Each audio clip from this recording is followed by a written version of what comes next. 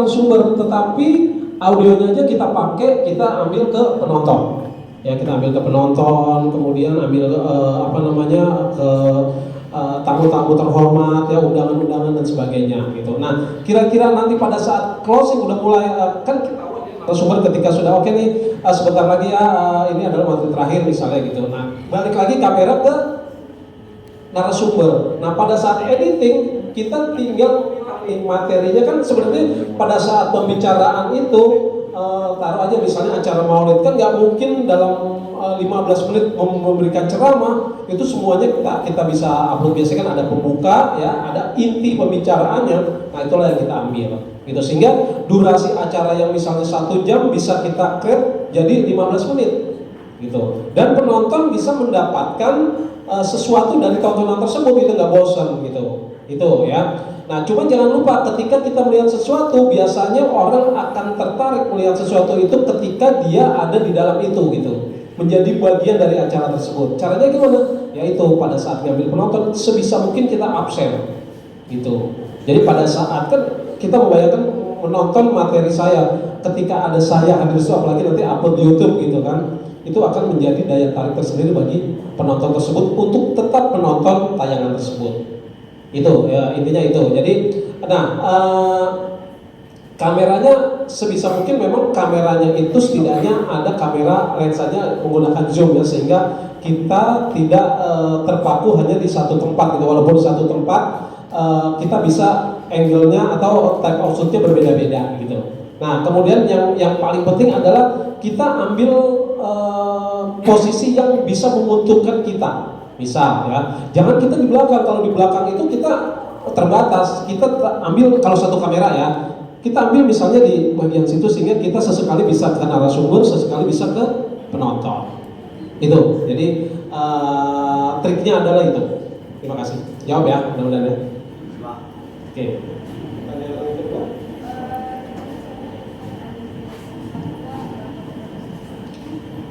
Oke, gimana nih? Padahal kita udah buat konten banyak, tapi ternyata yang nonton sedikit. Ya memang itu tantangan ya, tantangan. Tapi gini, intinya gini. Kalau tadi saya ngobrol dengan Bapak ya,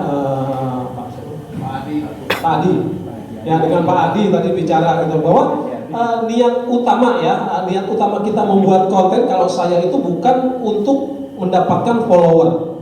Ya, follow atau monetisasi itu adalah bonus daripada ketekunan kita dalam membuat konten, gitu ya. Saya bikin TikTok bukan untuk gaya-gayaan, ya, bukan untuk mencari duit, tetapi pada eranya sekarang saya harus membuat TikTok apa? Untuk mengikuti zaman apa? Ya, mahasiswa saya itu akan menonton TikTok. Jadi saya TikTok saya itu untuk jadikan sebuah media memberikan materi gitu kan. Jadi artinya di satu sisi saya menjadi ada satu media untuk berinteraksi dengan mahasiswa, di sisi lain saya juga membuat konten untuk yang ya tadi, kalau monetisasi itu adalah bonus gitu. Nah gitu. Jadi TikTok saya juga terus terang belum menghasilkan ya, follower saya belum banyak, baru sekitar 2000 ya.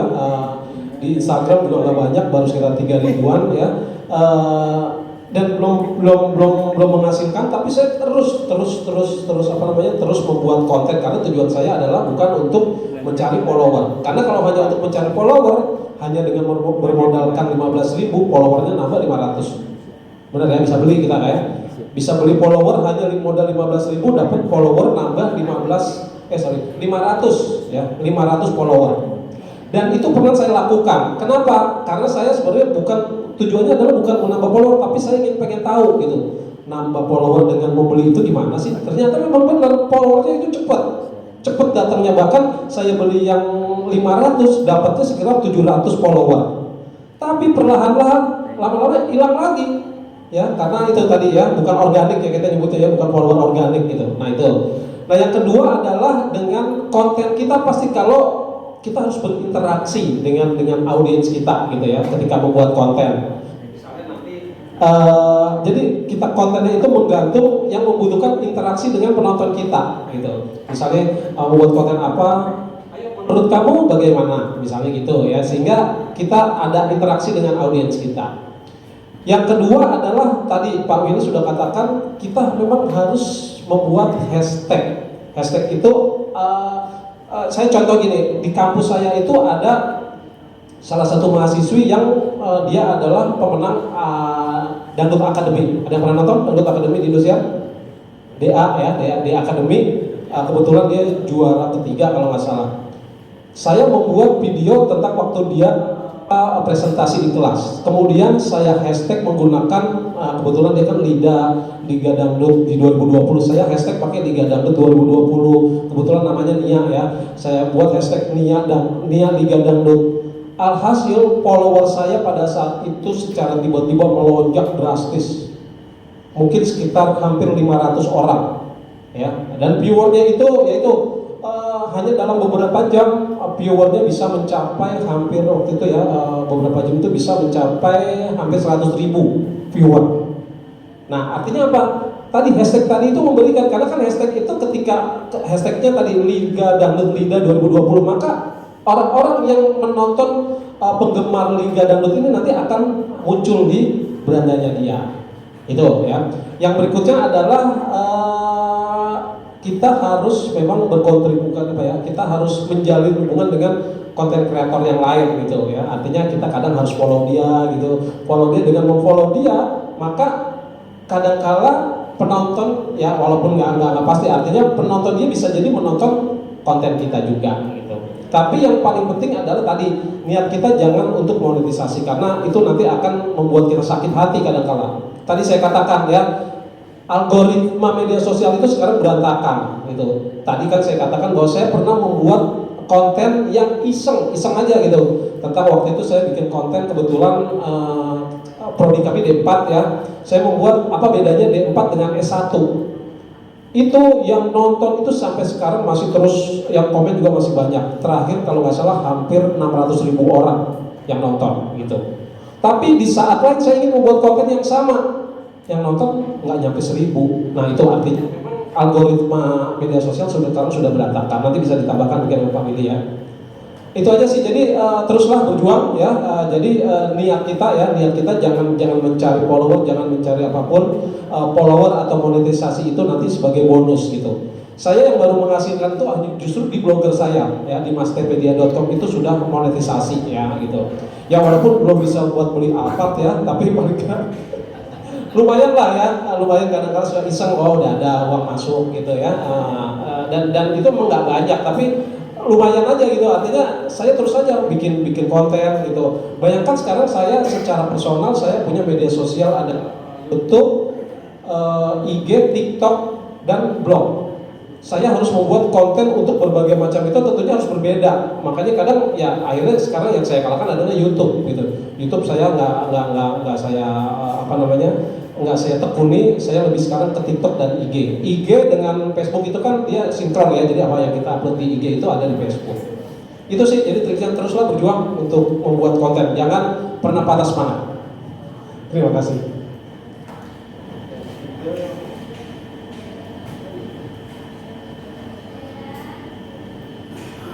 Nanti dibantu Pak Willy ya untuk. Oke, buat seorang konten kreator itu pertama adalah ya kita harus paham literasi ya, literasi digital. Jadi artinya kita harus bisa memilah ya, karena kalau kita kalau kita patokannya hanya untuk menambah follower, kita bikin konten-konten yang prank aja. Tahu yang prank ya? Ngeprank gitu kan, sekarang lagi ngetren anak-anak bikin konten-konten yang ngeprank. Itu followernya banyak banget, cepat banget gitu. Tapi kan bukan tujuan kita itu kan. Kalau untuk hanya menambah follower tapi konten kita mubazir ya, menyesatkan, bahkan buat apa gitu. Jadi perlu dipahami juga tentang literasi. Literasi itu artinya kita bagaimana konten kita ini bisa bermanfaat buat banyak orang gitu ya. Ya belum lama ya, mungkin sekarang udah agak ini, ingat ya beberapa anak-anak yang membuat konten menghentikan truk di Bekasi. Ya, bahkan sudah menimbulkan banyak korban jiwa ya, yang tiba-tiba itu apa tujuannya membuat konten supaya apa? Supaya dianggap berani dan kontennya itu banyak ditonton. Yang terjadi apa? Nyawanya melayang, gitu kan? Terus juga kalau nggak salah ada dulu di Depok membuat konten prank pocong. Banyak penontonnya, ya tapi ya apakah begitu kita untuk hanya untuk sekedar menambah follower gitu.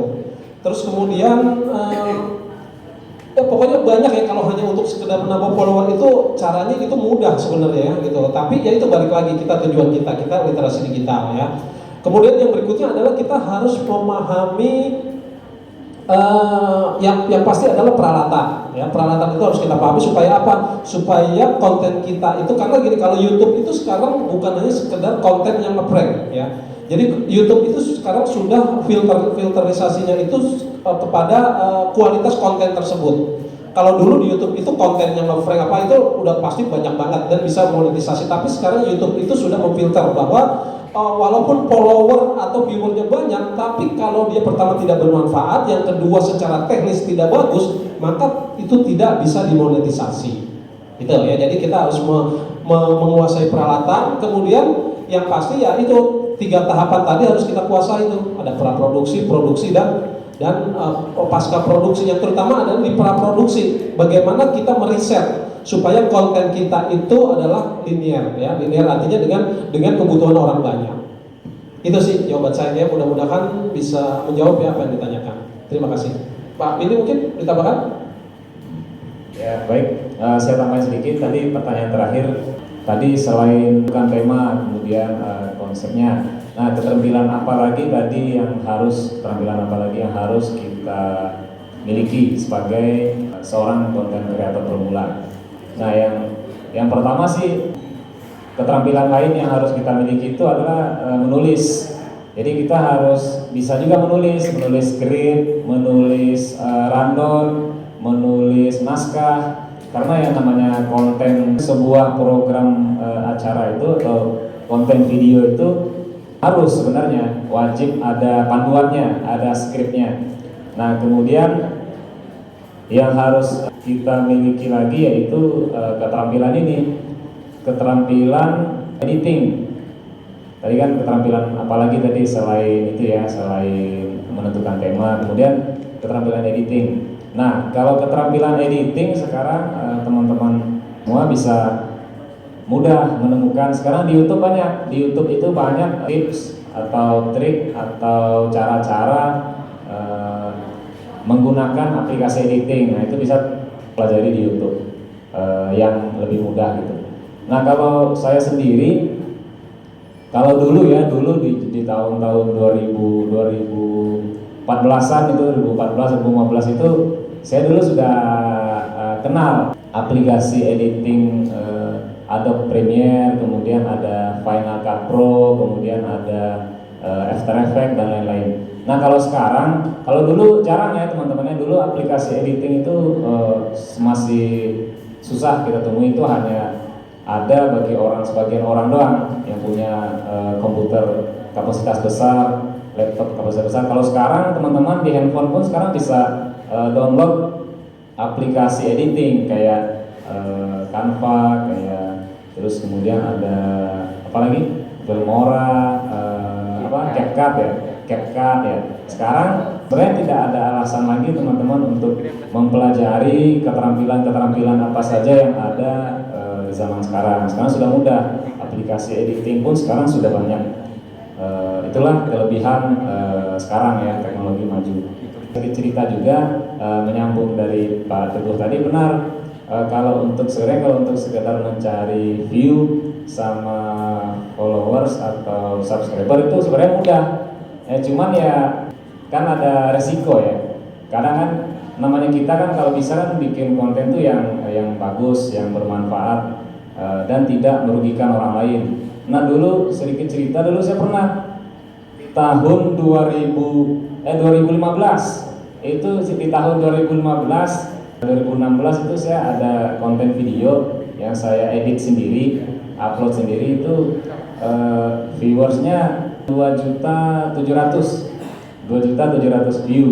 Nah, cuman masalahnya itu bukan saya itu ngambil dari video-video orang, tapi saya diedit sendiri, dirangkum. Nah, cuman ketika dimonetisasi nggak bisa. Nah, itu yang harus hati-hati juga gitu. Akhirnya ya ujung-ujungnya harus dihapus videonya. Bukan harus dihapus sih, sebenarnya boleh. Cuman saya memutuskan untuk dihapus karena kalau video sumbernya bukan karya kita, walaupun kita yang mengedit. Nah, yang video yang saya share tadi, cuplikan tadi mengenai kucing ya tadi itu. Nah, itu sebenarnya salah satu yang mudah untuk kita praktekkan karena kita hanya mencari video-video. Oh iya, cara mencari video, keterampilan satu lagi keterampilan yang harus kita miliki, kita harus pintar-pintar mencari referensi. Carilah referensi video, background, audio dan lain-lain itu, cari yang tidak ada copyrightnya, yang no copyright, cari yang intinya teman-teman bisa memonetisasi. Jangan cari background atau video-video yang mempunyai hak cipta atau sumber resmi orangnya gitu. Jadi mungkin ini itu tambahan dari saya. Terima kasih. Assalamualaikum warahmatullahi wabarakatuh.